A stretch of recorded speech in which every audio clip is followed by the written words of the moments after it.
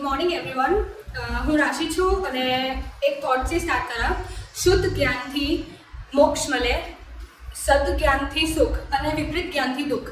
આ થોટનો મિનિંગ છે. એટલે આ થોટ પરથી હું એવું કહેવા માગું છું કે 10th CBSE એટલે ઇઝીમાં જ્યારે મેં જોઈન કર્યું, મિલન સર અને મુક્તિ મેમે શુદ્ધ અને સદ જ્ઞાન આપ્યું છે.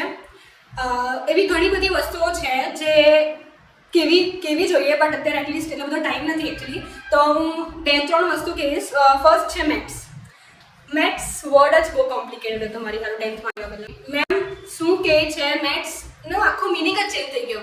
મને યકીન નહીં હતું કે હું મેથ્સને મને મેથ્સ ગમતું થઈ જાય, બટ થઈ ગયું. અને ઓલ થેન્ક્સ ટુ મુક્તિ મેમ. પછી બીજો ટોપિક છે ટાઈમ મેનેજમેન્ટ.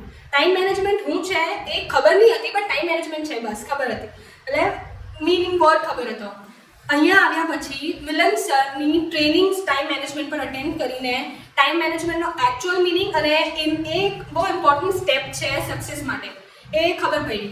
ને એકચ્યુઅલી ટાઈમ મેનેજમેન્ટ પર ચાલવાથી સારું થાય. એટલે એમ પંક્ચ્યુઅલ રહેવાય. આપણને એમ સેલ્ફ થોડોક એમ લાગે કે હા આપણે એ કરતા છે, એમ નવરા નથી બેસી રહેલા.